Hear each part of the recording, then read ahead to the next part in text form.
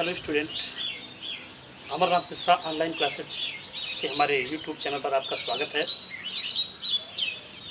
हम जो अब तक समाज सुधार और धर्म सुधार आंदोलन पढ़ा रहे थे, उसमें हम लोग अगली कड़ी में पढ़ते हैं थियोसॉफिकल सोसाइटी। ये थियोसॉफिकल सोसाइटी जो है, इसकी स्थापना विदेश में हुई थी और विदेश के लोगों ने ही इसकी स्थापना भी किया था। जैसे थियोसॉफिकल सोसाइटी, इसके संस्थापक मैडम ब्लावत्स्की नाम की एक रूसी महिला और कर्नल आलकॉट नाम के एक अमेरिकन सिटीजन ने किया था। कहाँ किया था? स्थान न्यूयॉर्क, अमेरिका में। कब किया था? समय 1875। यानी 1875 में न्यूयॉर्क में मैडम ब्लावत्स्की और कर्नल आलकॉट ने थियोसॉफिकल सोसाइटी जैसी एक संस्था की स्थापना की तथा इसका अंतर्राष्ट्रीय मुख्यालय अडयार, मद्रास में 1882 में बनाया गया। मद्रास को उन लोगों ने अंतर्राष्ट्रीय मुख्यालय के लिए चुना। क्यों? क्योंकि इस संस्था की स्थापना का उद्देश्य प्राचीन धर्मों का तुलनात्मक अध्ययन था। और प्राचीन धर्मों का तुलनात्मक अध्ययन कहाँ हो सकता है? भारत में। क्यों? क्योंकि भारत विश्व की सभी संस्कृतियों, सभी धर्मों का अजायब घर है, जू है। यहाँ सभी संस्कृति धर्म के लोग प्रेम से रहते हैं। इसी कारण से सभी धर्मों का तुलनात्मक अध्ययन भारत में हो सकता है। यही उद्देश्य लेकर इन लोगों ने इस संस्था का अंतर्राष्ट्रीय मुख्यालय 1882 में अडयार, मद्रास में बनाया। थियोसॉफी का अर्थ होता है ब्रह्म विद्या। थियोसॉफी का अर्थ ही है ब्रह्म विद्या। इसमें नोट में ये जान लीजिए कि थियोसॉफिकल सोसाइटी ने अपने तुलनात्मक अध्ययन में हिंदू धर्म को विश्व का सबसे गूढ़ एवं वैज्ञानिक तथ्यों पर आधारित आध्यात्म या धर्म माना। उन्होंने जो तुलनात्मक अध्ययन किया विश्व के अनेक धर्मों का, उसमें उन्होंने पाया कि विश्व का ये सबसे प्राचीन धर्म जो है सबसे गूढ़ है और इसके लगभग सभी तथ्य वैज्ञानिक विचारधाराओं पर आधारित हैं। इस संस्था में शामिल हुई एक आयरिश महिला Annie Besant. Madam Annie Besant के बारे में हम लोग जान लेते हैं। ये एक आयरिश महिला थी। आयरिश मतलब आयरलैंड, जो इंग्लैंड का एक प्रांत है। आयरिश महिला थी जो 1888 में इस संस्था की सदस्य बनी। यानी थियोसॉफिकल सोसाइटी के सदस्य आई 1888 में बनी और 1893 में ये इसकी सदस्य के रूप में भारत यानी मद्रास, अडयार आई।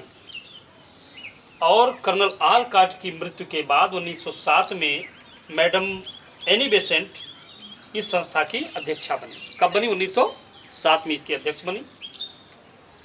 मैडम एनी बेसेंट ने भारत में शिक्षा, धर्म और भारतीय राजनीति यानी स्वतंत्रता संग्राम में अनेक तरीके से योगदान दिया और उसमें उन्होंने भाग लिया।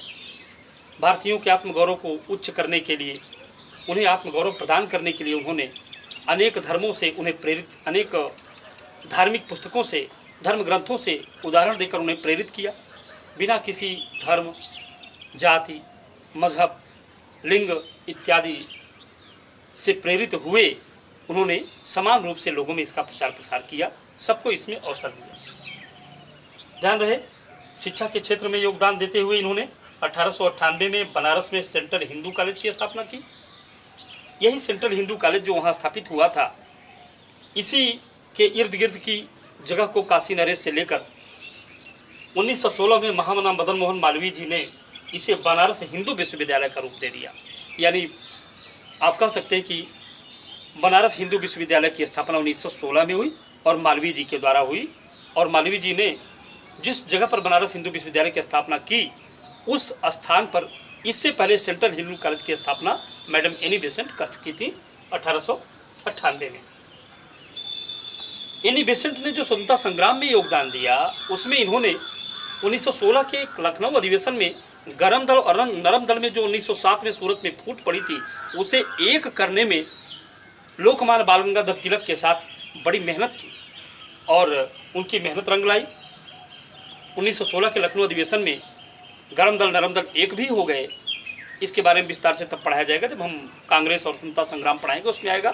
अभी यहाँ इतना ही कि गरम दल नरम दल में जो टकराव के कारण सूरत में उनमें विघटन हो गया था 1907 में, 1916 आते आते लखनऊ अधिवेशन, जिस अधिवेशन के अध्यक्ष अंबिका चरण मजूमदार होते थे, उस अधिवेशन में लोकमान्य बाल गंगाधर तिलक के साथ मिलकर के एनी बेसेंट ने गरम दल और नरम दल को एक बनाने में बड़ी महती भूमिका अदा की।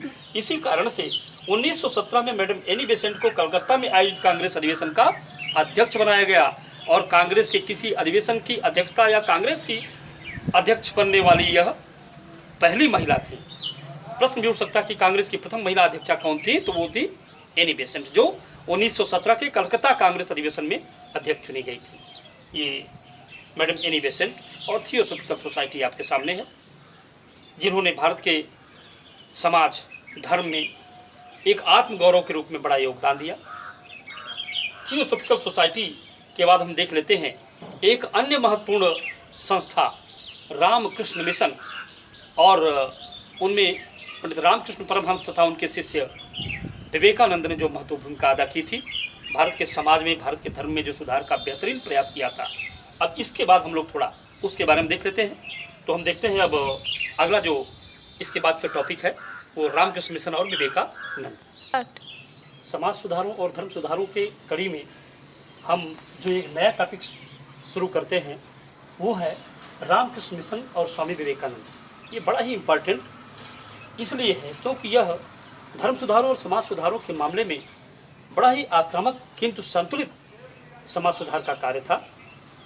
रामकृष्ण मिशन और स्वामी विवेकानंद में हम पहले देखते हैं स्वामी रामकृष्ण परमहंस के बारे में।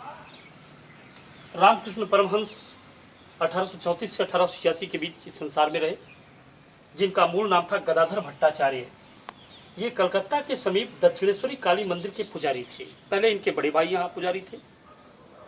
कलकत्ता के समीप दक्षिणेश्वरी काली क्षेत्र में रानी रासमणी राम की एक जमींदार महिला ने इस मंदिर का, काली जी के विख्यात मंदिर का निर्माण कराया था, जहां अपने भाई के बाद स्वामी रामकृष्ण परमहंस, जो शुरुआत में गदाधर भट्टाचार्य कहलाते थे, वे वहां पे पुजारी नियुक्त हुए। रामकृष्ण अपने योग, सिद्धि और भगवत भक्ति के कारण परमहंस कहलाए। ये जो स्वामी जी काली जी के पुजारी थे, ये मूर्ति पूजा में दृढ़ विश्वास करते थे और सभी धर्मों में सत्य के अंश को भी मानते थे। इसीलिए इन्हें दक्षिणेश्वर का संत भी कहा गया है। कहीं कहीं अपर परीक्षाओं में आया है रामकृष्ण परमहंस के बारे में, इन्हें दक्षिणेश्वर का संत भी कहा गया है। और ये रामकृष्ण परमहंस करुणा नहीं बल्कि मानव सेवा को ही ईश्वर की पूजा मानते थे। इन्हीं के परम शिष्य और सबसे प्रिय शिष्य होते थे स्वामी विवेकानंद। स्वामी विवेकानंद का मूल नाम था नरेंद्रनाथ दत्त। इनके पिता विश्वनाथ दत्त पेशे से एक वकील थे। यह एक मध्यम वर्गीय परिवार के व्यक्ति थे। स्वामी विवेकानंद की माता का नाम था भुवनेश्वरी देवी। रामकृष्ण की विख्यात या ख्याति से प्रभावित होकर नरेंद्रनाथ दत्त उनके समीप आए और उनके चरित्र, उनकी विद्वता, उनकी धार्मिकता, आस्तिकता और उनके महानतम कृतित्व को देखकर वे उनके शिष्य बन गए।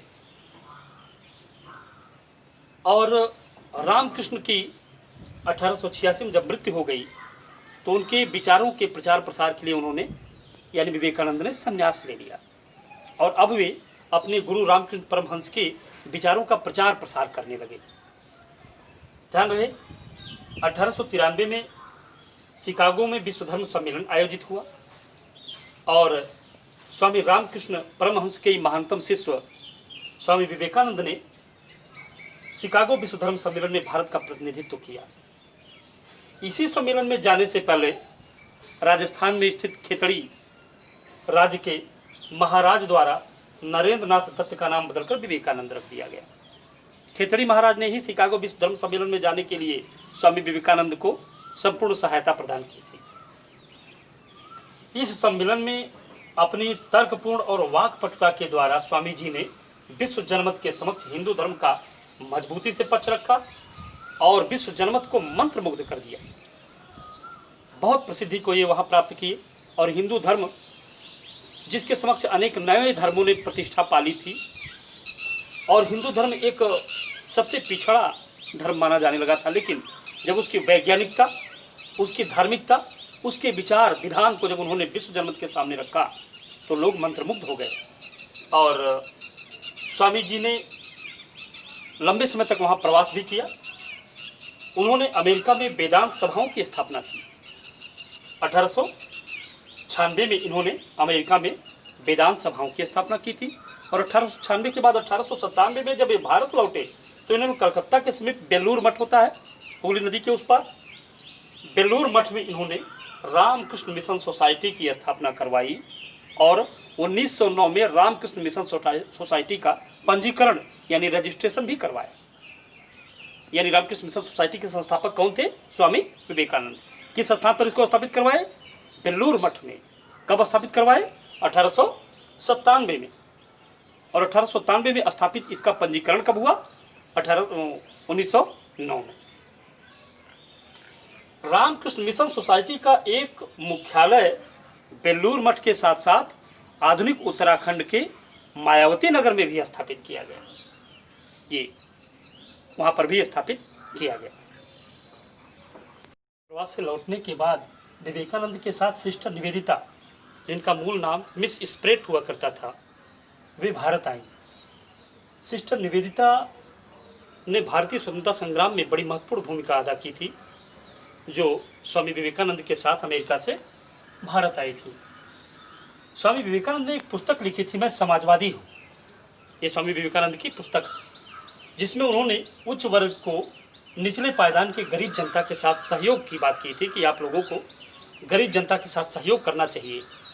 और साथ ही साथ महिलाओं को भी उन्होंने वरीयता दिया था। उन्होंने कहा कि मैं 500 पुरुषों या 1000 पुरुषों के साथ जो कार्य सदियों में कर सकता हूँ, महज कुछ स्त्रियों यानी 50 महिलाओं के साथ मैं उसे कुछ वर्ष पूरा कर सकता हूँ। महिलाओं की योग्यता को उन्होंने समझा था। महिलाओं और गरीब जनता को उन्होंने मैं समाजवादी हूँ नामक पुस्तक में वरीयता दी थी। भारतीय रूढ़िवादी पंडितों पर भी उन्होंने कमेंट किया था कि आप लोगों ने अपने आप को कुछ इस कदर पवित्र बना लिया है कि अब आपका जो धर्म स्थान है वह रसोई घर रह गया है। मंत्र हो गया मुझे मत छुओ, मुझे मत छुओ। आपका भगवान अब केवल लोटे में बसता है। ऐसा कुछ उन्होंने भारतीय रूढ़िवादी पंडितों पर भी टिप्पणी किया था। ऐसे स्वामी विवेकानंद जिन्होंने कहा था शक्ति को वरीयता देते हुए कि गीता पढ़ने से पहले फुटबॉल खेलना चाहिए, स्वयं को शक्तिशाली बनाने के लिए हे मानवता यदि मानव मांस खाना पड़े तो खाइए। ऐसे स्वामी विवेकानंद के बारे में स्वामी सुभाष चंद्र बोस ने कहा कि स्वामी जी जहाँ तक भारत के बंगाल की बात है, वे भारतीय आंदोलन के आध्यात्मिक पिता थे। भारतीय आंदोलन के आध्यात्मिक पिता इन्हें सुभाष चंद्र बोस ने कहा है कि जहाँ तक बंगाल की बात है, मैं कह सकता हूँ वे भारतीय राष्ट्रीय स्वतंत्रता संग्राम के आध्यात्मिक पिता थे। वैलेंटाइन चिरोल, जिन्होंने लोकमान्य तिलक, दयानंद सरस्वती इत्यादि पर टिप्पणियाँ की थी। लोकमान्य तिलक को उसने भारतीय शांति का जनक ही कहा था। उसने भी स्वामी विवेकानंद को भारतीय आंदोलन का एक प्रमुख कारण माना है कि उनके विचार भारतीय आंदोलन के एक प्रमुख कारण थे। ये स्वामी विवेकानंद की पूरी दास्तान, जो कि आप लोगों की परीक्षा के दृष्टिकोण से इतिहास में आई वर्णित है, वो आप लोगों की परीक्षा के दृष्टिकोण से बताई गई। इसमें जो हिंदू धर्म और समाज सुधार आंदोलनों में जो थोड़े बहुत और आते हैं, कुछ अन्य धार्मिक आंदोलन, उसमें हम देख लेते हैं। एक धर्म सभा की स्थापना 1830 में बंगाल में ही हुई थी। उसकी स्थापना राधाकांत देव ने किया था। एक रूढ़िवादी संस्था थी। इसी तरह देव समाज की स्थापना शिव नारायण अग्निहोत्री ने लाहौर में 1887 में किया था। एक राधा स्वामी आंदोलन चला था 1861 में, वो आगरा में उसकी स्थापना शिव दयाल साहिब ने किया था और महात्मा तुलसी राम द्वारा इसकी स्थापना हुई थी राधा स्वामी आंदोलन की। लोक हितवादी गोपाल हरि देशमुख को ही कहा जाता, जो पेशे से पहले न्यायाधीश थे और 1861 के गवर्नर जनरल की काउंसिल के सदस्य थे।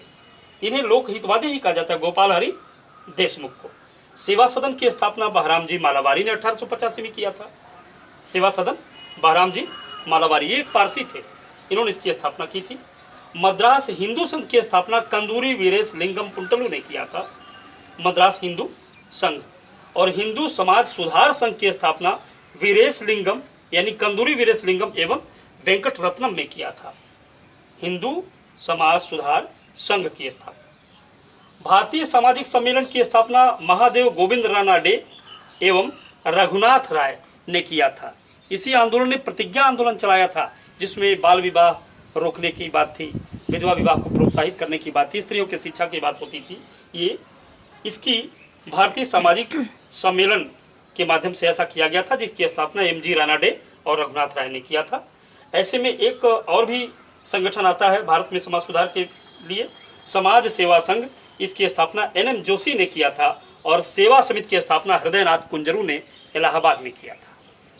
ये भारत के समाज और हिंदू धर्म के सुधार आंदोलनों में ये जो अंतिम कड़ी है, अन्य धार्मिक आंदोलन, ये सब आपके सामने है।